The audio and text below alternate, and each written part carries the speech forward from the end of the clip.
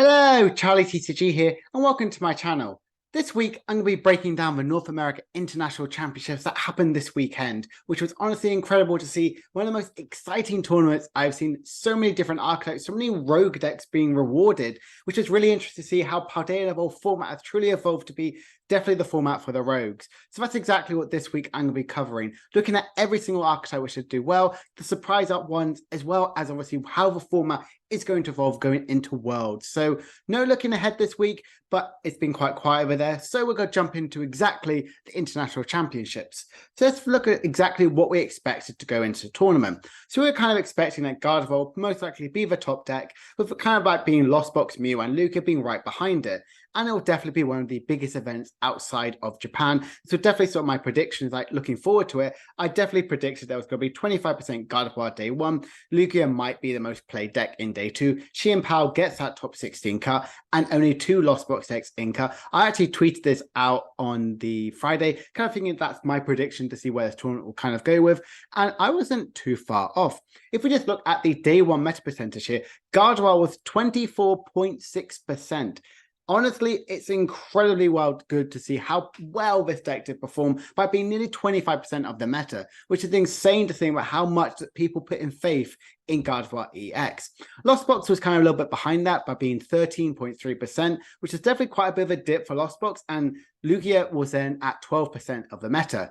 The rest of it was actually pretty interesting. Mew VMAX managed to get to 9.5%, and Chien-Pao was the 5th most played archetype. This was the surprise factor I generally thought.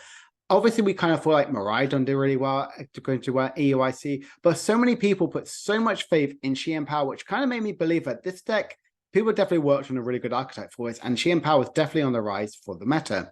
And then obviously, Arceus Visa Giratina was 7% by being 133 decks.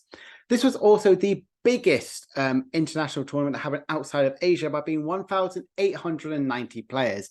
Honestly incredible to see how well this tournament does do, and we're going to see Pokemon probably get to more and more higher tournament and higher placing sort of placement with people, how many tournament people they can have there is really insane. And if we just look at the day two meta, the top 3 archetypes don't change whatsoever. Gardevoir does dip a little bit to be 22 to pretty much 23%, but still being the top archetype. Lost Zone definitely gains a lot more traction by being 17%, whereas Lugia kind of also dips a little bit by being 10%, but some decks definitely surprise it. This is when the Arceus Duraludon kind of come into fray by being nearly 10% of the meta of day 2. Definitely Arceus Duraludon plus Umbreon became a huge part, I would say, of day 2, like obviously owning itself 3 of the top 8 placements. So Arceus plus Duraludon did incredibly well. Mew VMAX did in fact drop down just a little bit by being to 9.8%, very similar. And Chien-Pao still made it in, having 15 decks kind of convert into day 2. Definitely a bit higher than I thought I'd give it credit with. I definitely have been testing Chien-Pao a lot as well as Gardevoir. So it's good to see these decks did in fact perform pretty well overall. And it's good to see that we are seeing a bit more balance on day 2. But the top 3 decks have definitely solidified themselves by being Gardevoir, Lost Box, and Arceus with Lugia. And if we just look back to kind of like my percentage wise, kind of seem going back to the my prediction, day 1 meta kind of nearly there by being 24.6%. Lugia, that was definitely a big sort of thing. It did be the 3rd place of playing deck, but Chien-Pao did in fact make top 16, and Lost Box, there was only 1, not 2. So I would definitely say I was kind of a little bit on the money with kind of my NAIC prediction. It was really fun to see that. So we just look at the results. We did in fact have Rapid Strike Box ended up winning the tournament by Cyrus, which is an incredible performance from her. If you just watched her dominating performance in the top 8 meta, you can see how this real rogue under-radar deck did incredibly well. Second place was an Arceus Duraludon Umbreon deck, with definitely kind of a lot more popularity in this sort of format here, and really kind of utilizing the fact of Duraludon being that big Pokemon which doesn't really get damage from any special energy, and Umbreon is an incredible good Mew and obviously Gardevoir counter, and as well having that extra gusting sort of effect. The rest of the top 4 was 2 different Gardevoir EX style decks, which I will obviously cover in this one. And the top 8 kind of round up there. There's an Arceus Umbreon deck, an Arceus Duraludon Umbreon deck, 1 Lugia, and a Lost Box. At the time of recording his, we don't have Ian Rob's Arceus Duraludon Umbreon list and the Lugia top 8 list in here. But I'm going to talk to you about all the other decks in here. Definitely interesting. There were so many different rogue archetypes in here, and Arceus Dragon was nearly going to be a back-to-back international champion and winning list, which is honestly incredible to think, even say that in the same sentence here. Rogue archetypes are being incredibly rewarded in this format, and I'm already loving it. So let's jump into the list here. Now, this week, I will in fact be covering these lists in a great more detail as secondary sort of videos on this sort of channel. So please be sure to check those out on time of recording when this comes live. So obviously we see Rapid Strike Box end up winning the tournament here. Incredible performance from there with the likes of Double Gunner to kind of like pin down some of the opponent's bench Pokemon, and having the likes of Yoga Loop and Radiant Alakazam kind of get some more of the extra prize cards from having the likes of extra turns through the likes of Yoga Loop here.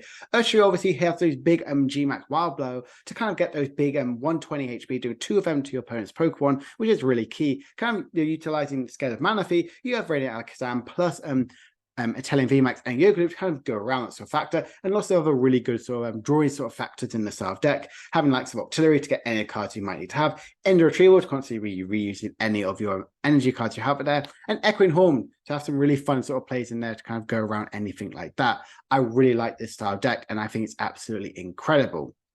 So that's why I think this deck is incredibly good, and I really love this sort of archetype in this play. And obviously Forest Steel Stone here is really good to kind of like utilize it as much as possible. I absolutely love Forest Steel Stone in this style deck. Now, Radiant Alakazam appeared quite a lot on top 8 sort of placement in this list, so definitely don't be surprised to see this deck kind of pop up very, very frequently.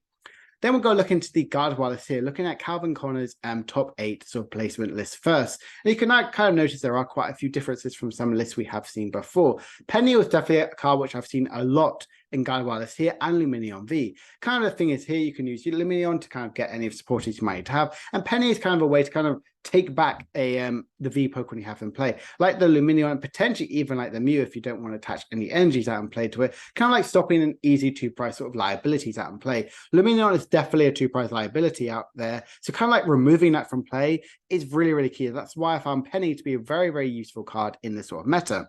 We have definitely seen from most of it going down to 10 energies, but plus only 2 stadiums and 1 penny, not penny, 1 worker and a power pad. So you do have 4 outs past the peak, which is very, very key here. And even the likes of the Scarlet and Violet and rolls kind of being very popular in the sort of meta. Doing 30 damage there, you can kind of use that rolls to get the extra KO on that Gardevoir, that single prize one, to kind of like really trade in those 1-for-1 sort of prizes, which is really, really key in those sort of matchups wise. Nothing really too surprising here, but definitely the worker and the penny is definitely a key sort of archetype here. If we just look at Rowan's sort of list here, we could kind of see it's very similar to some of the lists we've seen before. Plays 3 copies of Stadium, but no copy of worker, so only 3 outs to path to peak, and does play that Spiritomb, which we have seen some popularity kind of going in that Gardevoir, even though it does shut off your own Roar of the Sword, Spiritomb, but kind of helps in that Mew matchup. And definitely the likes of Lumineon and Genesect, kind of shutting them out is really, really key. I also want to say we do in fact see a switch instead of any sort of like escape rope, which we haven't really seen before. But judging from looking at stuff like that, Rowan said it was very much a very, very key archetype in this sort of match in this card. And we do play in fact 4 copies of Iona. Definitely something which I really like in this one. And again, playing the 1 copy of the Scarlet and Violet rolls just to get that extra KO on that Gardevoir basic one. Now, if we just look at some of the other sort of top 8 lists here, we do have a Lost Box managed to get in the top 8 sort of placement here, really utilizing that Artisan and Super Rotter full effect by playing 3 copies of that. Definitely really scared to kind of discard as many of their cards as much as possible. Kind of always be utilizing all their attackers, because they do in fact play 2 copies of Pokestop. This list is definitely full-blown turbo, trying to get our attacks as much as possible. Having likes of Dragonite, Raikou, and Drapion V is really, really good at the other sort of attackers in this style deck, which I absolutely love as well. I think it's definitely a really good turbo list, and probably a deck which some people might be playing a lot more of. Echoing Horn is really good, kind of like really focusing on that Sableye and Radiant Greninja, trying to get those extra KOs on that 30 to 60 HP Pokemon, which are definitely dominating this sort of meta. Nothing really too surprising in this sort of thing here. It's definitely the full-blown turbo with the 3 copies of Lost Vacuum and Pokestops and Forest Steel Stone and the high accounts of switching outs. Definitely this deck really focused on trying to get that big turn 1 attack with either Raikou or Dragonite V. So definitely something to be curious about. So I really like this Lost Box list, and nothing really too surprising overall. Another one here is just a straight up Arceus Umbreon archetype. Obviously, Arceus V-Star has definitely no introduction, performing incredibly well in so many tournaments. With that Trinity Star and obviously Star Birth ability, kind of get any 2 cards you might want to have. Umbreon V-Star is definitely having a resurgence in being a focus point of multiple decks, with that amazing ability which gets to gust out any of your opponent's Pokemon, and having an attack which, with if you have 3 basic energies attached to it, or at least not a double turbo, you can get that big one-hit KO on a Gardevoir V-Star and Gardevoir EX and Mew VMAX. Very, very key archetype in here, and does play a few other sort of nice archetypes as well. Does play a 1/1 copy of Flying Pikachu, definitely in that, probably that Lost Box counter, trying to get rid of those basic Pokemon that kind of go around there. Slacking works really well under Path to Peak, dealing so much damage, which is really, really key for only having 4 energies. Lumineon, definitely that extra sort of, we play lots of other sort of Iona and Judge, having that extra apart, kind of that card to get that gusting effect is really strong, and having Medicham, Radiant, Alakazam, and Hawlucha kind of work really well if you don't get those big one-hit KOs, because this deck isn't potentially in that big one-hit KO turn. You can potentially take another turn and after getting a KO, which is really, really important. And the Spiritomb as well even shuts off your sacking V, as well as other sort of key archetypes like the Mew and obviously Zacian in Gardevoir list here. I really like the stack here, definitely focusing more on the Lost City, because obviously how powerful the Super Rod is in the Gardevoir list, and any sort of decks there, which constantly be utilizing any of the attackers in here, kind of like negating any of them to reuse their attackers after you get a KO is really, really key here. And that can really slow down the resources. If you KO all of the your Lost City, pretty much all of the Gardevoir attackers, that immediately makes you in a big of a strong point, and definitely in the runner sheet of the for the opponent's side. Definitely, I really like the style of deck. I think it's really fun, really creative way for an Arceus like toolbox. This is definitely an arc pile deck by having loads of one-offs. But Umbreon VMAX, I definitely feel like it's definitely here to stay for the amount of time for Arceus decks to really see how it's evolved in the format. If we just look at this Arceus Duraludon Umbreon here, we can kind of see it's very similar in that sort of way. It does play that Luminous Energy, so you have that extra sort of that extra basic energy you potentially might need, like that Metal, Dark, or Fighting Energy. Or more importantly, it can be attached to Lumineon, so you can like get a KO of Lumineon, bounce it into the deck, and promote any of your Duraludon VMAX with that big skyscraper ability to slow down any of those Lugia decks that you have. I really like this deck here, definitely focusing again more on the Lost City. It's no longer more like an arc path deck, it's definitely a more arc city deck. Trying to like make sure the opponent isn't using any of their Pokemon again and again and again, like the Zacian, which they play a 1 of, which potentially could see Gardevoir lists go into play 2 copies of Zacian now, because of how powerful Lost City really was showing in these style of decks, and potentially even having the likes of No Path in there is really, really key, because we do play lots of abilities in this deck with the likes of Radiant Alakazam, Lumineon, Umbreon, as well as obviously Duraludon. I think this is really, really fascinating, really interesting way to play this deck, because it also plays a Volo, so you can kind of get an extra discarding effect, getting rid of those 2 prize liabilities like Lumineon V, and even playing Adventure Discovery, because you're playing solely a ton of the Pokemon. So kind of having that extra search power is really, really strong. And a Panic Mask as well, making sure that they're not damaged by those big one-hit KOs from those Gardevoir decks, which I absolutely love. And I think it's such a good inclusion in these style of decks. And kind of rounding up sort of the top 8 by looking at some of the fun archetypes that kind of went in there is Chien-Pao, and kind of seeing this is basically how Chien-Pao is going to potentially be looking from now on. This is a deck which did obviously perform incredibly well, did get that top 16, and it kind of is different to how I've been piloting a long time. It now plays the 1/1 line of Arceus V-Star and no longer the Palkia. So definitely full-blown in the I am attacking with Chien-Pao. Arceus V-Star obviously has a really good Trinity Nova sort of attack, but it can only really power up a Lumineon V and obviously itself. But it does have access to Starbirth, the incredible ability to actually search today for any card you might need, to any 2 cards you might need, which is really good to potentially get the Superior Energy Shield you might need, or potentially the Irida, or more importantly, the Rare Candy plus Excalibur, which is really strong. Does play the Celebrations Mew, which we had definitely seen a lot of play in this one, the Mysterious Hero to get any of the item cards you might want to have. Kind of like they're focusing away from the boss's orders and going more to the cross switches as the gusting sort of effects in there, making sure that you're kind of having as many Pokemon you have on the bench is really good, as well as having that extra switching cards so you can play 2 Chien-Pao abilities.